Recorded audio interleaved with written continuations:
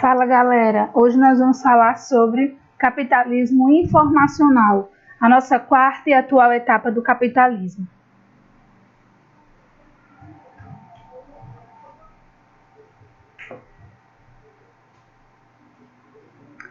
Ou consideramos então a terceira revolução industrial.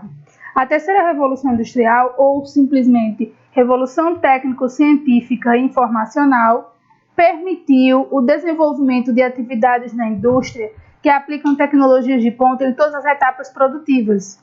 A produção de tecnologias é um ramo que apresenta como um dos mais promissores no âmbito global, e essa é onde que nós definimos a nossa atual fase capitalista. Afinal, qual a relação aí desse capitalismo informacional? Quais são suas características? Quais são as suas peculiaridades? Primeiramente, o capitalismo informacional, ele baseia-se nas mudanças provocadas pelas novas tecnologias de informação. Quando eu falo capitalismo informacional, eu venho de informação. Então, é a era da informação baseada nessas novas tecnologias. Esse capitalismo informacional, ele elege a tecnologia da informação como paradigma das mudanças sociais que reestrutura o modo de produção capitalista, principalmente a partir da década de 80. Então, essa nova forma, essa era de vocês, a era informacional, ela teve uma origem a partir da década de 80 e veio se expandindo aí para o seu desenvolvimento. As tecnologias da informação promovem uma nova estrutura social que se manifesta de acordo com a diversidade cultural e com as instituições existentes. Consiste no rejuvenescimento do capitalismo a partir da informatização, dinamizando as relações empreendidas na sociedade. Então, quando eu falo capitalismo informacional, eu estou me referindo a um capitalismo baseado na informação promovido pelas novas tecnologias. Características e consequências dessa atual fase capitalista. Primeira característica, ela iniciou-se no pós-guerra, no pós-segunda guerra, acelerando após a década de 70 e, como nós vimos anteriormente, se consolidando a partir da década de 80.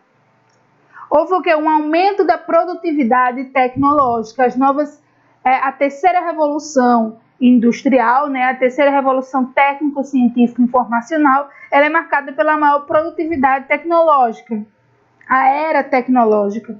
Houve um desenvolvimento alinhado à produção de conhecimento.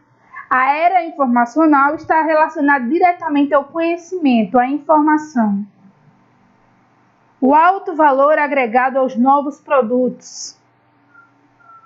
As fontes de energias alternativas, como solar, eólica, biocombustíveis, trouxe então uma característica peculiar dessa fase capitalista.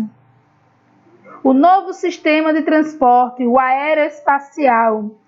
É bom a gente ressaltar que também com essa evolução, com essa revolução tecnológica de informação, também vieram as novas tecnologias em relação aos meios de transporte.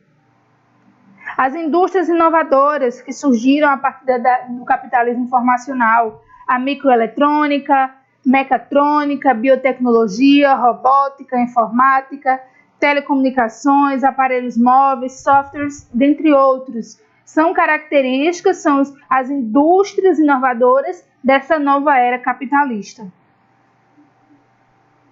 A aplicação tecnológica de ponta em todas as etapas produtivas. Como nós vimos, por exemplo, no capitalismo industrial, a indústria em si baseava-se apenas na mão de obra física, Aqui nós vamos ver uma tecnologia agora, uma automatização nessa fase, esse desenvolvimento dessas indústrias inovadoras, telecomunicações, aparelhos móveis, como por exemplo os celulares, que hoje dificilmente você encontra uma pessoa que não tem um celular, exatamente oriundo dessa nova era, Quem não tem um celular, de certa forma, ele é excluído dessa sociedade, porque é um meio tecnológico de difusão de informação em questão de milésimos de segundos, e isso faz com que a pessoa esteja totalmente inserida nesse momento, nessa fase capitalista. Novas relações de trabalho. Agora o trabalhador ele é flexível, Ele pode produzir, por exemplo, esse período que nós estamos vivenciando agora. É possível um home office, né? O cara, no lugar de estar no seu trabalho diretamente, ele está executando suas tarefas, dependendo do horário, dependendo do deslocamento. Isso tudo foi favorável a partir desse avanço tecnológico. Aí nós vamos surgir, então, o toyotismo, produção just time, a obsolescência programada, que é o que nós já vimos, né? Esse toyotismo, que é uma característica do capitalismo informacional, na produção just time, ou seja, eu vou produzir no momento certo. Nós estamos passando agora por um momento de crise, né? E isso faz, então, o toyotismo ser ampliado ainda mais nesse período. O que isso quer dizer? Quer dizer o seguinte, que se agora estão necessitando de mais alimentos, ou vamos dar um exemplo do álcool em gel, a produção desse produto aqui, né, desse objeto, ela vai se expandir ainda mais. Em compensação, se as pessoas estão tendo uma crise financeira, notavelmente a produção de automóveis ela vai ser retida, porque a busca, né, por aquele produto ela vai diminuir. E o que seria essa obsolescência? Obsolescência programada. Seria nada mais uma consequência. Porque se nós estamos aderindo a muitos produtos em todo momento, naturalmente, a indústria, ela para se manter, ela tem que continuar nessa produção. Se eles produzem, por exemplo, uma geladeira que dura 10 anos, que é o exemplo de que nós temos esses eletrodomésticos há décadas atrás, notavelmente eu só vou precisar comprar uma geladeira daqui a 10 anos. O que é essa obsolescência programada? É quando o cara ele vai produzir agora a geladeira que antes duraria 10 anos, agora eu vou programar para que ela dure apenas 5 anos. Porque a partir daí, o meu consumidor que antes passava 10 anos para comprar, agora ele vai comprar no menor período, né? No lugar de comprar em 10 anos, agora ele vai comprar em 5 anos. E isso vai promover, então, para mim, um maior lucro, tá? Então, é essa relação uma consequência, por exemplo, desse capitalismo, que ele vai gerar, dentre outros, um consumo desenfreado. E, notavelmente, que nós já falamos na aula passada sobre a difusão maciça de empresas multinacionais pelo globo, ou seja, essas multinacionais elas vão estar presentes cada vez mais enraizadas em diversos países no mundo inteiro. Aqui nós temos, no fim do segundo milênio da era cristã, né, que nós vimos no ano 2000, por exemplo, vários acontecimentos de importância histórica transformaram o cenário social da vida humana.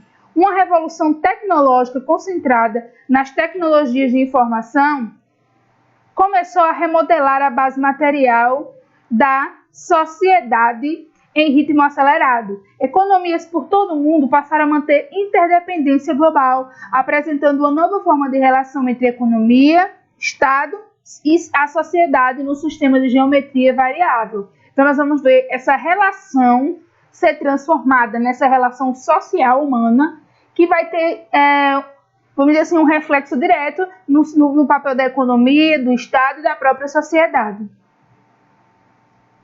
E aí vai ter que nós vimos na aula passada. Vimos o liberalismo e o keynesianismo, né? São essas teorias aí, doutrinas econômicas. Aqui no capitalismo informacional, a gente já vai encontrar o neoliberalismo, que nada mais é do que uma redefinição do liberalismo clássico, o primeiro anterior que nós já falamos, influenciado pelas teorias econômicas neoclássicas. Quando eu falo neo, eu me refiro a um novo, né, uma nova redefinição desse clássico, e é entendido como um produto de liberalismo econômico clássico. O neoliberalismo ele pode ser uma corrente de pensamento e uma ideologia, ou seja, uma forma de ver e julgar o mundo social ou um movimento intelectual organizado, que vai realizar reuniões, conferências e congressos baseados, então, nesse novo ponto de vista liberal, o neoliberalismo. O neoliberalismo, quais seriam as características para diferenciar dos demais? Pouca intervenção do governo no mercado de trabalho, política de privatização de empresas, no caso, uma empresa que é estatal, que é do domínio do governo, a partir do momento que se amplia, simplesmente eu vou vender, por exemplo, a Casal, que é uma empresa alagoana estatal, eu vou vender para outra empresa privada, como foi o que aconteceu hoje que nós temos aqui em Alagoas é equatorial. Antes de ser equatorial, nós tínhamos então a CEAL, né? Essa CEAL era uma empresa estatal, pertencia ao governo. O governo fez o que? Ele privatizou, ele vendeu a empresa estatal, que agora tem, na verdade, não tem relação nenhuma com o governo. Quem domina é uma empresa privada, que é equatorial. Livre circulação de capitais internacionais. Junto, então, ela tem uma liberdade. O neoliberalismo, ele defende essa liberdade econômica em nível global, internacional. Nós vamos ter um ênfase muito grande nesse processo de globalização, que inclusive é o que nós veremos no próximo capítulo, né? Esse mundo global, economicamente falando. A abertura da economia para a entrada de multinacionais é uma característica do neoliberalismo. Né? Um país que ele é liberal, que ele é neoliberal, ele defende que as indústrias, as empresas de multinacionais, no caso, de outros países, elas possam se instalar facilmente no seu território. A adoção de medidas contra o protecionismo econômico. O que seria esse protecionismo econômico? Nada mais do que um produto em si, ou que uma medida para favorecer o consumo de produtos nacionais, né? O protecionismo favorece o quê? Quando um governo, ele monta uma estratégia para que o consumo dos produtos sejam, a maior parte deles, nacionais e não mais produtos importados. E o neoliberalismo, ele é contra, porque notavelmente ele quer aumentar essa relação econômica entre os países. Diminuição de impostos e tributos excessivos, característica aí dessa teoria neoliberal, né? Utilização da implementação de políticas e oferta para aumentar a produtividade no país. Reduzir os preços e os salários, é uma característica também desse neoliberalismo. Como foi, então, a chegada desse neoliberalismo no Brasil? Vamos entender. Primeiramente, chegou o neoliberalismo no governo do FHC, que é o Fernando Henrique Cardoso, né? Neste caso, seguir o neoliberalismo foi sinônimo de privatização de várias empresas do Estado. Como eu dei o exemplo anterior, hoje o que é Equatorial, que é uma empresa privada, antes era a CEAL, que era uma empresa estatal do governo.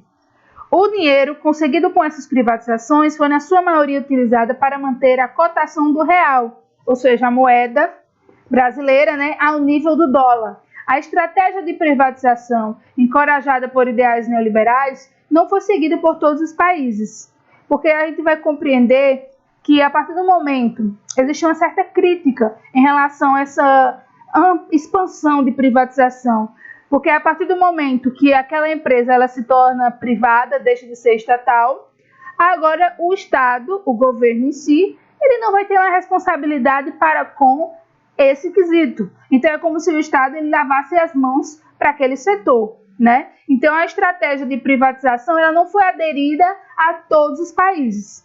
Ao contrário do Brasil, por exemplo, a China e a Índia, países que têm se mostrado em grande crescimento nas últimas décadas, adotaram tais medidas de forma restrita e gradativa. Ou seja, nesses países, o investimento de grupos econômicos foram feitos em parceria com empresas nacionais. Então, de certa forma, eles não aderiram totalmente ao processo de neoliberalismo, como ocorreu no Brasil.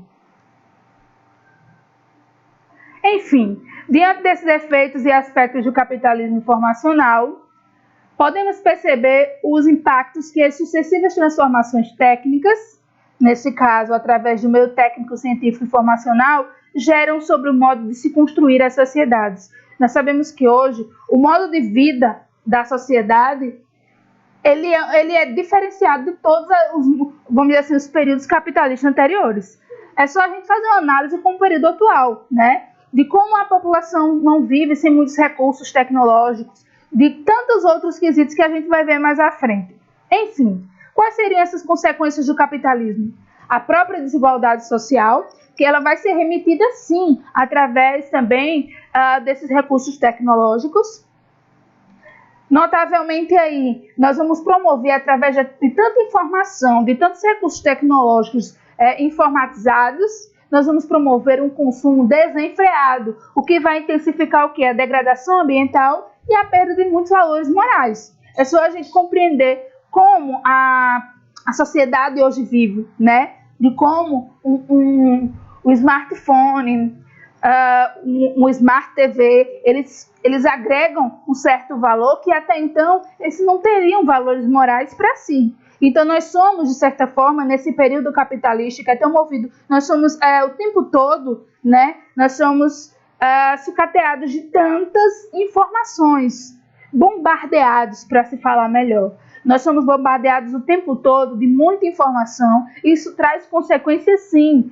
Apesar de nós somos atrelados diretamente aos recursos tecnológicos, né? Imagina, muitas pessoas falando nessa quarentena, né? Se nós não tivéssemos esses recursos tecnológicos, como nós estamos utilizando eles agora, né? Então, querendo ou não, isso modifica o modo das relações sociais diretamente. Obviamente que esses recursos no atual momento estão sendo essenciais para a gente desenvolver, inclusive, atividades como essa. Porém, nós sabemos de como é importante, nesse momento que se prega essa quarentena, prega esse isolamento, de como, na verdade, esses recursos tecnológicos eles nos ajudam, são acessórios, porém, eles não são essenciais. Nós estamos com esses recursos nas nossas casas, mas, na verdade, o que nós sentimos falta é da relação humana direta. Enfim, tantos quanto os outros monopólios, cartéis que prejudicam os consumidores, desempregos, enfim, são diversas consequências oriundas desse capitalismo. Lembrando, na verdade, vamos ressaltar que não só consequências, existem muitos atributos positivos para essa fase atual, que nós temos que ter um certo equilíbrio. Ok, gente? Obrigada e prestem atenção que logo, logo eu envio para vocês a atividade proposta de hoje. Grande beijo, tchauzinho!